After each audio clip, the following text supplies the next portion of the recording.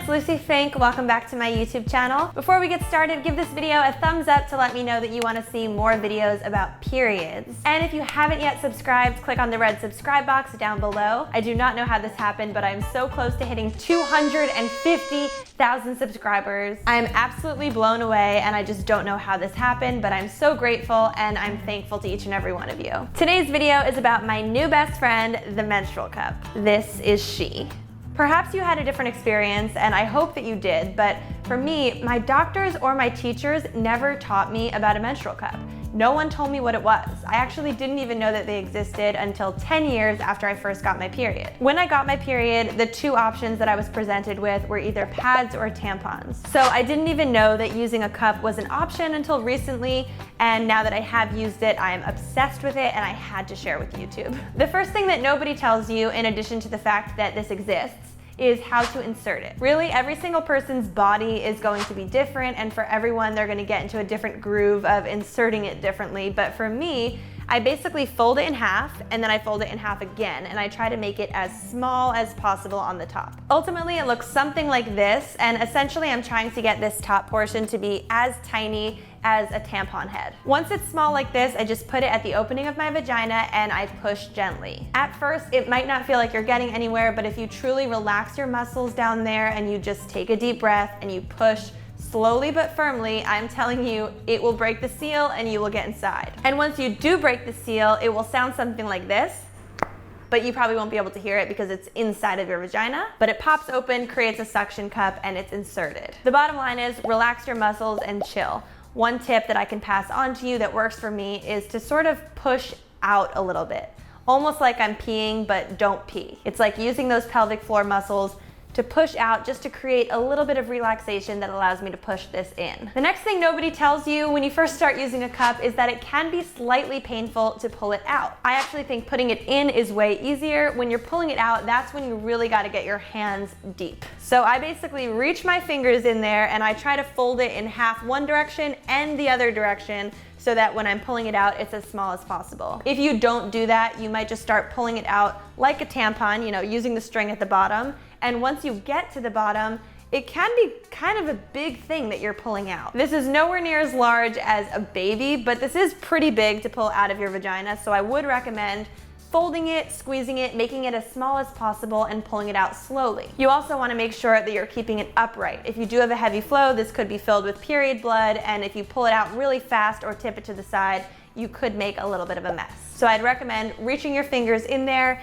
getting a good grip on the cup, squeezing it to break the seal, and then trying your best to maneuver your fingers to fold it again in another direction. Sometimes you might need two hands in there, and that's okay.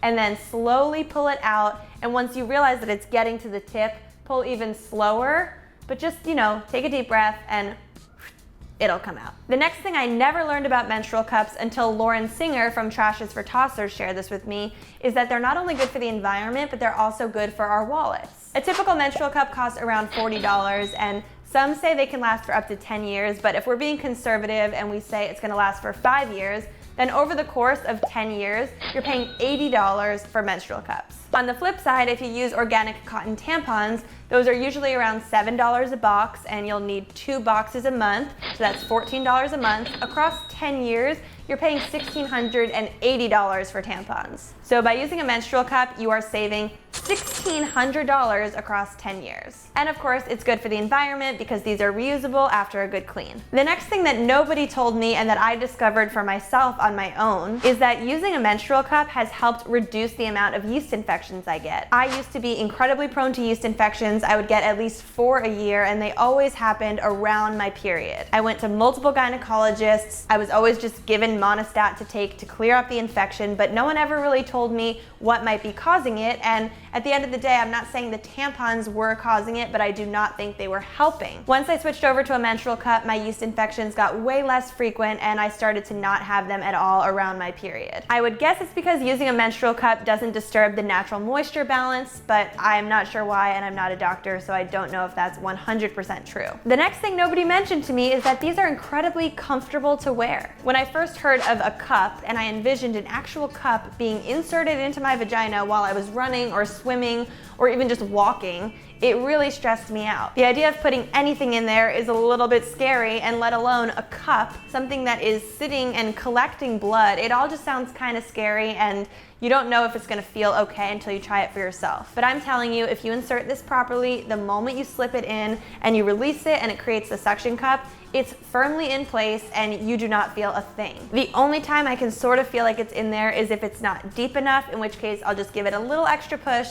but once it's in place, I don't feel it at all. And then I can do all of the activities I love, from dancing to yoga, and I just have no idea that it's in me. Which leads me to my next point, that you should try to remember when it is in you, because nobody told me that I was supposed to keep this in for max 12 hours. I think the first person that told me about a menstrual cup told me that because it was not absorbing your blood, it's actually safe to leave in there for the whole day, 24 hours. And personally, I have a pretty light flow, so even if I did leave this in for 24 hours, by the time I take it out, it's not even filled to the top. But I think the best practice is to, while you're on your period, clean this out at least every 12 hours. And the last thing I wasn't taught was how to properly clean the menstrual cup. So between periods, I always make sure to clean it in a pot of boiling water. I just boil water on the stove, drop it in, and let it boil for 10 minutes or so. But I don't do that between every use when I'm actually on my period. So when I'm on my period, I pull it out, I dump it into the toilet, and then I move over to the sink and I use organic Castile soap and water to just wash it off before reinserting it. And then I usually do the boiling thing once or twice during my actual period as well. And that's another thing, when you're using this, you are getting very handsy up inside of you, and it's very important to make sure your hands are clean.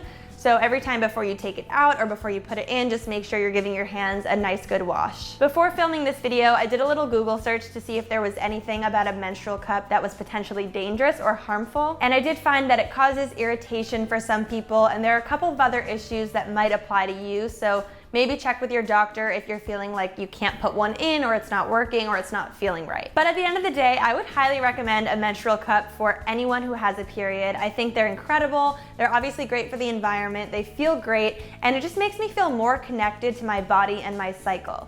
When I was using tampons, I just felt like I was popping this thing in there and then pulling it out and flushing it. But now I've been very hands-on with my period, so I can see what color my period blood is, and that's really exciting because it tells you a lot about your hormones. I recently read a book called In the Flow by Elisa Vitti, who is a Johns Hopkins fellow alum. The book is all about balancing hormones, and it inspired me to get off of my synthetic birth control pill, which I did recently. So I've been really into my hormones, making sure things are balanced, taking supplements to help do that, and using this is a great way to see in my cycle what my hormone levels are like. If you're scared to use one, I would just highly recommend that you give it a go. I was personally really afraid. I didn't think I would be able to do it, but once I did it and I got used to it, now I just can't imagine using anything but this during my period. I'm here for you. Drop your questions down below in the comment section and I will be more than happy to answer them. And give this video a thumbs up to let me know that you want to see more videos about periods and women's health. Don't forget, if you want to try a 5-day challenge alongside me and a like-minded community every single month, you have to join my Patreon community. Go to patreon.com/LucieBFink, sign up for my Twin Sis tier. It's $25 a month.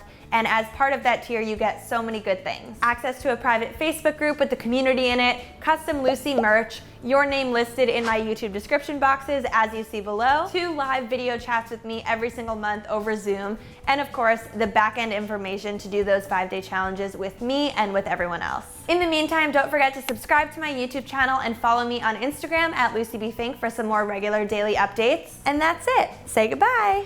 Bye. See ya. All right, I gotta clean this.